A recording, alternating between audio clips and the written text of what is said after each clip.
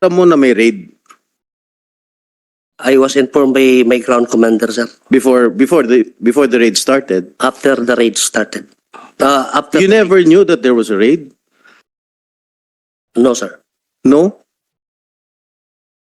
I was informed at about past 1 o'clock in the afternoon, but the operation started at past 11 in the morning, sir. Why didn't you that your men are going to conduct a raid? Your Honors, the practice in the PNP is that the director, as a police brigadier general, you have your own ground commanders. In this particular operation, sir, I have Police Colonel Julian Olonan, the Chief of Regional Special Operations Unit 4A, who actually is the ground commander of this particular operation. And I was informed by him after the 990 operation. Why didn't he inform you before the conduct of the raid? Actually, it's not the... he failed to inform me, sir, He failed to inform you. before the operation. Who failed to inform you? May Where is he? ground commander, Police Colonel Olonan. Here? I'm not sure, sir. Ulunan. First Colonel Ulunan. Kumsek, yung kasi sabi ko, yung mga key personalities nandito na para Andyan siya. ipatawag nyo. Invited nga, nandyan pa siya. Ulunan. Sige. Please continue, Senator Jinggoy. There was indeed pilferage that transpired, but it is us who discovered it 5 days after the 990 operation. I say again, 5 days after the 990 operation, when we conducted CCTV backtracking. Upon discovery of the said pilferage, I immediately requested the former Chief PNP to create an SITG to further investigate the incident and had initiated actions to recover the pilfered suitcases of Shabu. As a result, we successfully recovered around 42 kilos of Shabu from the culprits, making the drug haul now a total of 1.032 tons of Shabu. That's 990 plus 42, Your Honors, na naiwas po nating masinghot ng mga kababayan nating adik at magiging adik pa lang. Napakasakit po, Your Honors. Ako na nga itong nakahuli ng nakabawi ng 1.032 tons ng illegal drugs. Ako pa ngayon ang isa-charge ng SITG for incompetence and neglect of duty daw. At dapat makasuhan ng kriminal at administratibo. I am afraid, Your Honors, that anytime soon, the members of the SITG 990 will also witness for and in favor of Sergeant Mayo due to its findings. As you will see, they had... Paano? Anong sinasabi mo?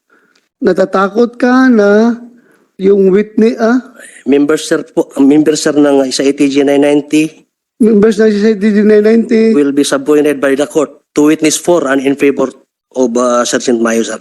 so what's the problem if that is the truth? Kung lalabas ang katotohanan, wala namang problema. Ako mismo gusto kong bitayin itong si Mayo dahil sa ginagawa niya. Pero dapat bitay na klaro, hindi walang tinatagong katotohanan. Kung mayroong kayong pagkakamali sa operations niyo, you must be man enough to stand up for what is right. Sabi sir, nagkamali kami. Mali yung ginawa namin. Oh, what's the problem with procedural lapses? Kaysa naman mag-insist kayong tayuan yung porke na lagay na niyo sa affidavit ninyo, i-insist niyo na tayuan yan kahit alam niyo deep inside your heart na mayroon kayong ginawang pagsisinungaling. Ako kagaya ng pulis na kinontempt namin ni Senator Jingo Estrada, sige siya lie ng lie dito sa komite. Nung kinulong namin doon sa baba, pinuntahan ko. Tanong ko, bakit ka insisting mag-lie? Ako naawa ako sa iyo eh. alam kong may tinatago kang katotohanan. Bakit hindi mo sasabi katotohanan doon? Alam mo, sagot sa akin ng pulis, nung umiyak, Sir, hindi na po kasi ako pwedeng umatras, sir, dahil nga, yun ang nakalagay sa affidavit ko, sir. Baka ma-charge ako ng perjury, sir. So, talagang pinaglalaban ko na yung affidavit ko, sir, kahit na alam kong may mali doon, sir. So, see that? You cannot correct a mistake by making another mistake. By insisting to lie, you have not corrected the previous mistake that you have committed. So, andito na tayo ngayon. We want to clear up the air. Sabi ko nga, kayo sana ang hero. Dahil kayo ang nakahuli na napakalaking shabu. 1 tonelada. Pero, ngayon, pinuportray na kayo ng ibang media na you're the villain. Kayong kontrabida dahil lang doon sa pagnanakaw, yung pilferage, at saka yung allegation na there is a massive cover-up sa operasyon na ito. Kaya I am giving you the floor to explain everything. Tapusin mo yung sinasabi mo para mapakinggan ka namin. Go ahead, you have the floor. Thank you, Your Honor. My point is that the SITG 990 focus more on the supposed procedural lapses and judgment calls made by me in good faith. Instead of focusing more. Yun nga, alangan naman mag-focus sila sa ibang bagay nga, yan man ang tinasa kanila, i-find out kung anong nangyari doon sa mga lapses sa operasyon ninyo. Yun man ang misyon ng SITG. Kayo, ang misyon ninyo, ipin down yung kasama ni Mayo. Kasi kayo man ang nag-operate doon, di ba? Ngayon na may nangyaring pagkakamali doon sa operasyon ninyo, SITG mag-imbestiga sa inyo. Huwag mo idamay lahat ng problema doon sa SITG dahil may nakita naman talagang ginawang kalukuhan mga tao mo.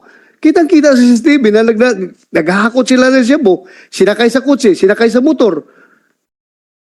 Huwag mo sisihin ang SITG sa kamalasan na kinaroroonan mo ngayon. So you just explain your side without sabihin mo,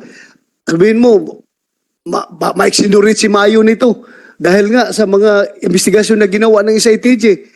Kung mali talagang ginawa nyo, kung ma-exonerate si Mayo, walang problema. Pero the fact remains na si Mayo ang may hawak ng 1 toneladang shabu. Am I correct? Yes, Your Honor. At the fact remains na hindi lang si Mayo ang involved dyan.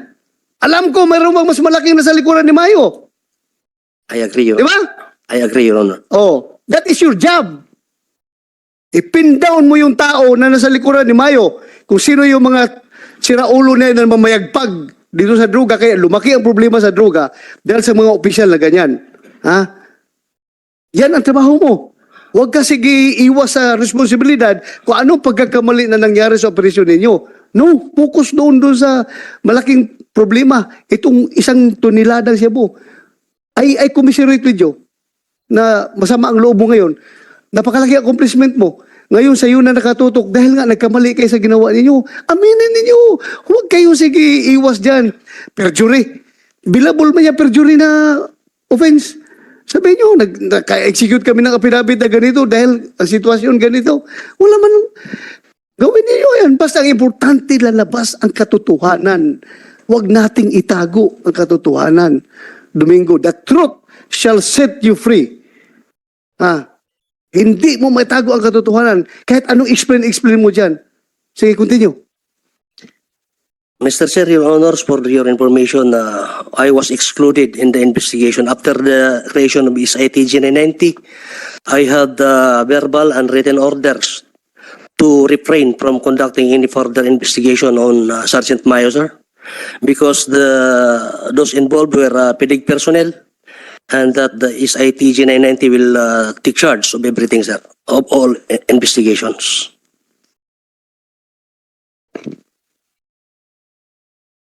To destroy the 990 kilos case, Your Honors, already filed in court, the drug syndicate has to destroy General Domingo first. And it had actually happened. Sirang-sira po yung pangalan ko, sir. If this direction continues, We will for sure wake up one morning seeing the caretaker of this 1.32 tons of shabu, Mr. Mayo, lapping out of jail.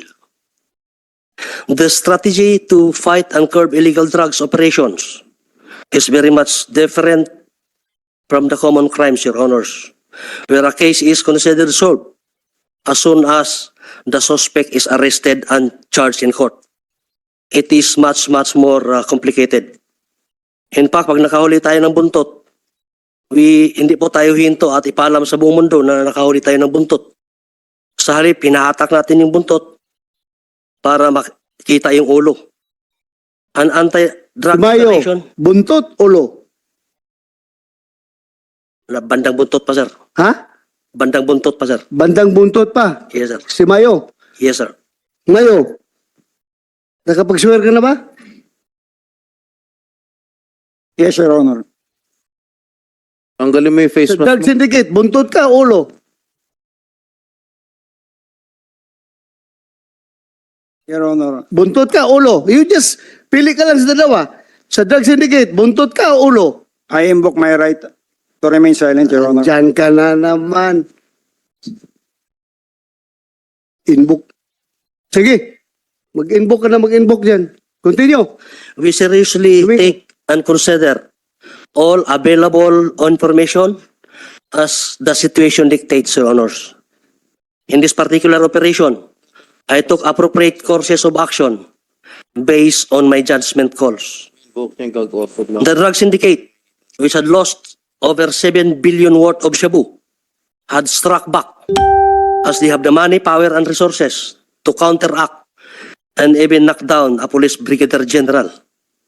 Paano lang po, Your Honors, ang mga ordinary policemen?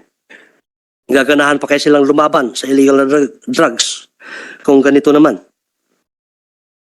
The self-confessed whistleblower, Police Lieutenant Colonel Glenn Gonzales, was actually the one who has the personal knowledge on the exact location of this 1.032 tons of shabu being taken care of by Sergeant Mayo.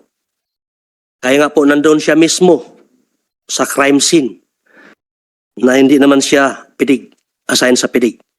At the time, he was assigned in Quezon City Police District.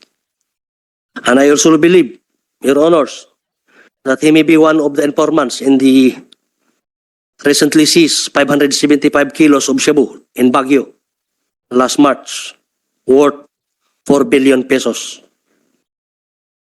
The crime scene thereat was just a few meters from his safe house, Your Honors. Nung sinitaka po siya, bakit siya nandun sa crime scene? Ang sagot po niya is, Sir, informant ko po ang ginamit dito. Yung monetary reward, sir, dapat ibigay natin sa informants ko. But recently I realized parang wala siyang informant. Siya mismo ang informant, Your Honors. For the record, Mr. Chair, Your Honors, I had personally given millions of pesos to our informants in our previous accomplishments. Sir, you said off the record.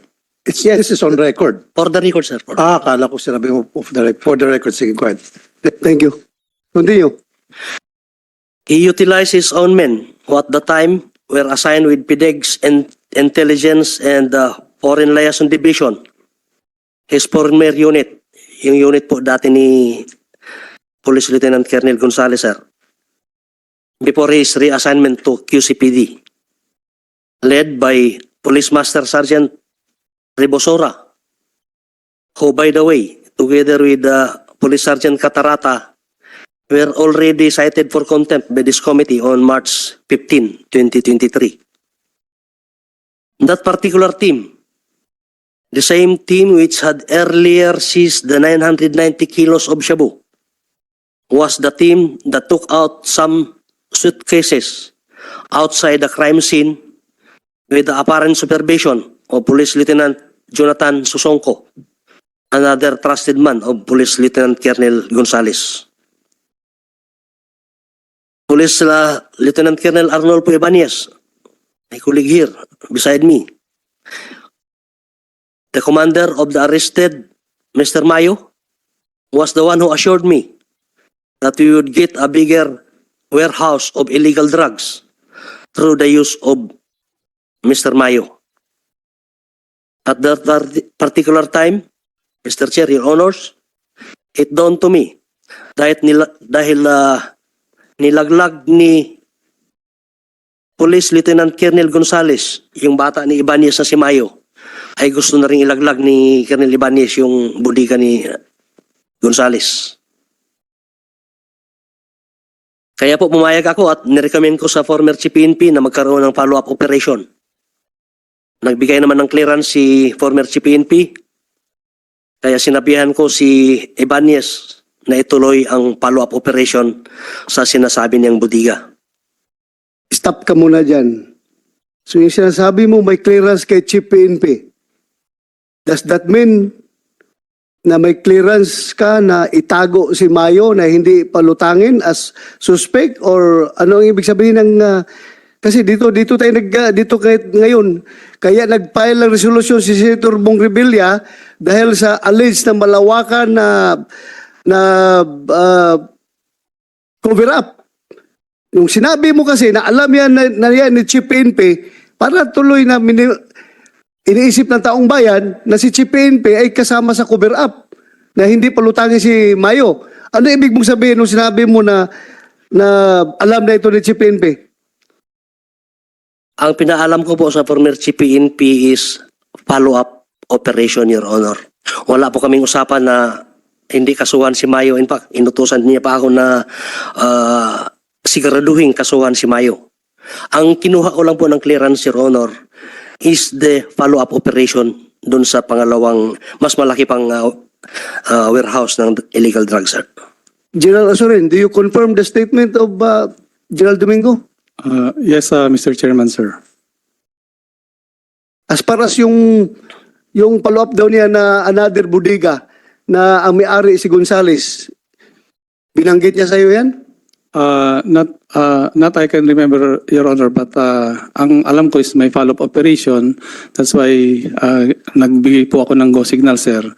But I received a text message from the former Director General of PDEA na sinabi nga niya, sir, na si Ibanez ay nasa radar po nila dahil identify nila na sila yung nagre-recycle at nagbebenta po ng mga seized na illegal drugs, sir. That's why I called up, sir. And then sabi rin ni General Wilkins is yung operation po doon sa NLEX, doon sa gas station, na ang diniklara lang ay 60 kilos, wherein inimbita pa si Secretary Abalos as a witness, ay hindi ko actually 60 kilos yung nakuha. That's why when I learned that information from Director General Wilkins Villanueva, I immediately called up si General Domingo, sir, and tinanong ko sino yung kasama sa follow-up. Nung sinabi po niya na si Ibanez, sir, so yung instinct ko po as dating operative, nag-worry po ako na baka i-set up si Mayo at papatayin siya because tao po ni Ibanez si Mayo. So there's a possibility po na may set up siya at pag may nangyari po kay Mayo, mapuputol po yung mga succeeding na mga investigations po natin. Because this is the very first time that we were able to catch police po na in possession of napakalaking volume po ng droga, and we all believe na it does not end kay Mayo po yun. Alam po natin na may mga kasamaan po siya.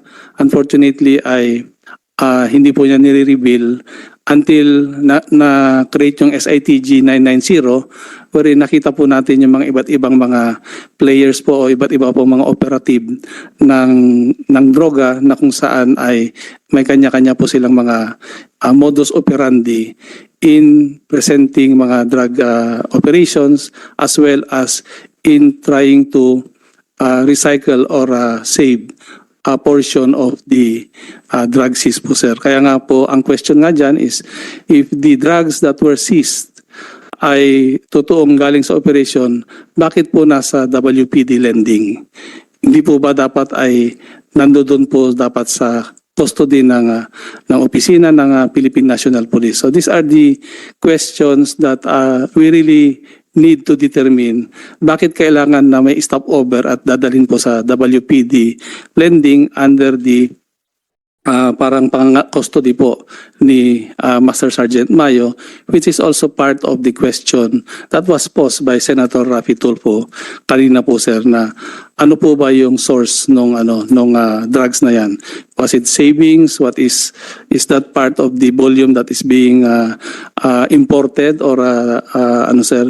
So these are the questions that even us, sir, would want to be clarified, because it's only Mayo and the rest of the operatives, especially yung direct na involved sa operative na sina Susongko, na ang nakakaalam lang po kung saan po ba talaga nanggaling yung droga na nakuha natin na 990 plus the 42 na pinilifer po ng mga the same operative that arrested Mayo. So these are the series of inquiries that we all need to be clarified, Mr. Chairman, sir. So there you go.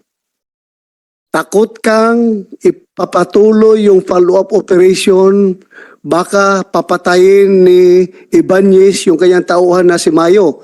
So meaning nagdududa ka na si Ibanez gusto niyang patayin si Mayo to silence Mayo para hindi aakyat yung sunog sa kanya, being the boss of Mayo. Am I correct with my assumption? Yes, Mr. Chairman, sir, because napakalaki nga po ng volume na nakuha po. So it is just proper on my part, as yung instinct ko nga, sir, ay sinasabi na baka may mangyari kay Mayo and then mapuputol po yung investigation po natin doon sa 990. Kaya nga makikita po natin doon na during the inventory po ng seized na drugs is it appears na everything is being done in accordance with the procedure, not until si General Domingo was able to discover the CCTV na yun pala ay nagkaroon muna ng pilferage bago po sila dumating doon. And these are the things, sir, na Okay. kailangan malaman po natin. Thank you for that. Yes, sir. Ibanez, do you confirm the statement of mag-swear muna kayo, Ibanez and Gonzales?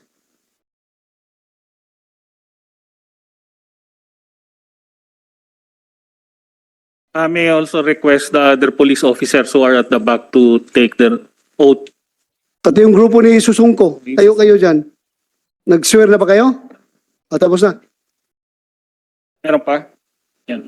Please raise your right hand.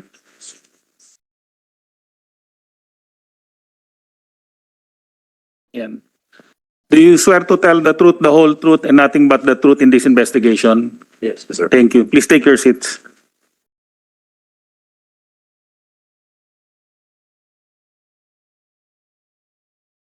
Sabi ni General Domingo, galit ka daw dahil nilaglag ni Colonel Glenn Gonzales yung bata mo na si Master Sergeant Mayo. Sabi mo, mayroon tayong ipapalop operation. Ang target natin yung budiga ni Gonzales na mas malaki kaysa budiga ni Mayo. Is that confirmed ba you?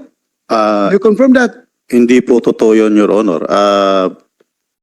Babalik po tayo doon sa press release po nila na sila mismo ang nag-interview kay Sergeant Mayo. Sila po yung... Ako makinig ka. Wala pa akong na-contempt, na-set in contempt dito na Colonel, ha? Baka ikaw ang unang iko-contempt ko ngayon dito. Sinong nagsasabi ng totoo? Domingo o ikaw? Dinay mo sinasabi ni Domingo na sinabihan mo siya. Ulitin mo, will you rephrase your statement, Domingo?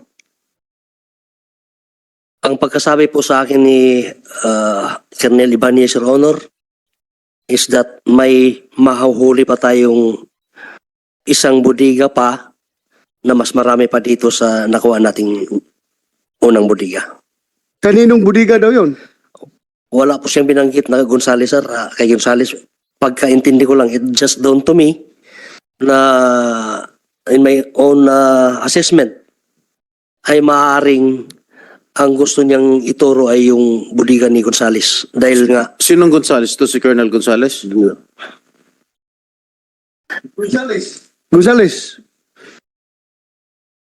may budiga ka ba ng Cebu? Yes, Your Honor.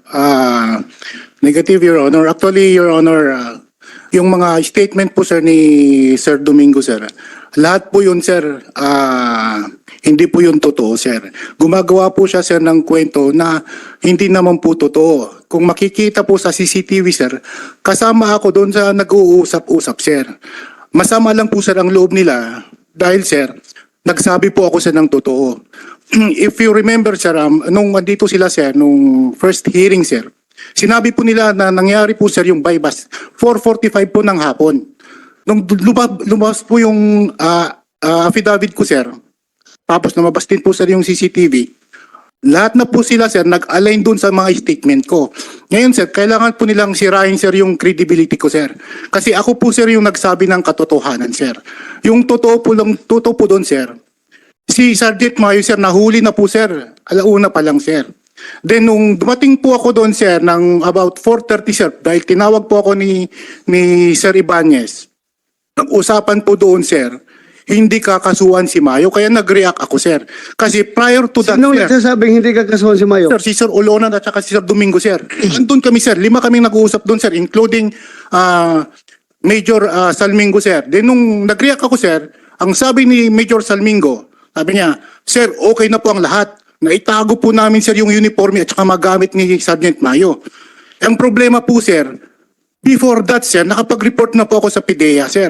Around 3:15 pa lang, sir, ng hapon. Nung nakausap ko po si Colonel Olonan.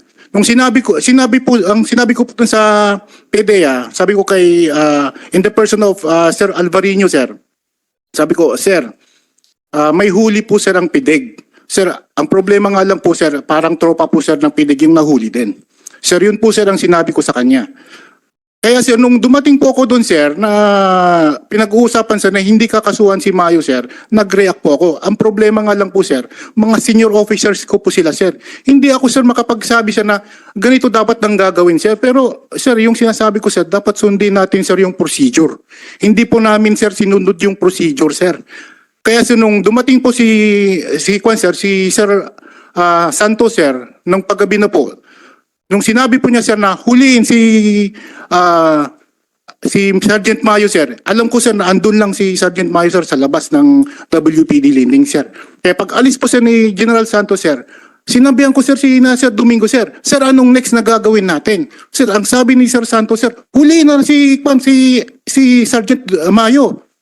Pero ang sabi sa akin, sir, ni Sir Domingo, hindi na kailangan. Alam na ni Chief PNP. Kaya, sir, hindi na po ako, sir, nag-react. Sir, kinonfirm naman po nila, sir, na alam po ni former chief namin, sir. Actually, sir, sinasalo ko nga po si Chief PNP namin, sir. Kaya I informed, sir, the PDS, kung anong nangyayari sa ground. Domingo, yung sinasabi mo nga, paulit-ulit na alam na po ni Chief PNP.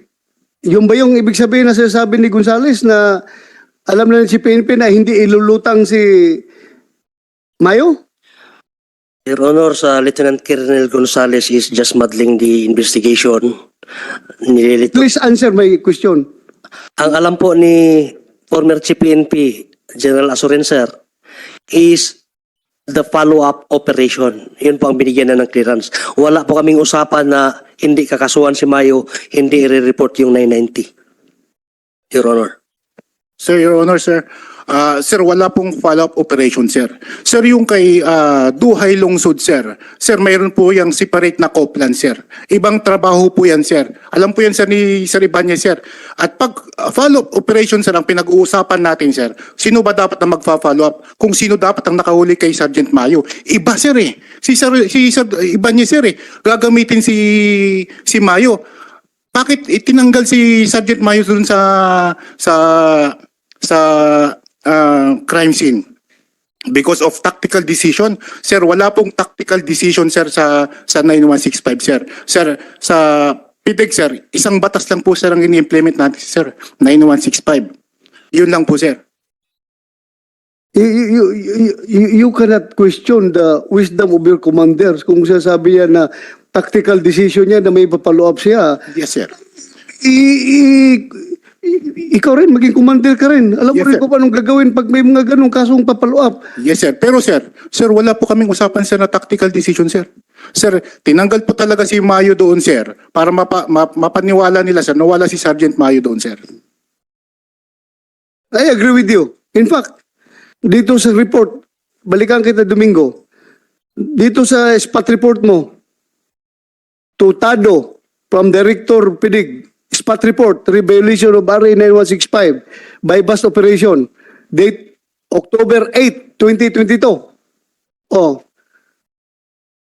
There was no mention of Mayo here. Alam mo, the operation resulted in the arrest of Ney Saligumba Atadero,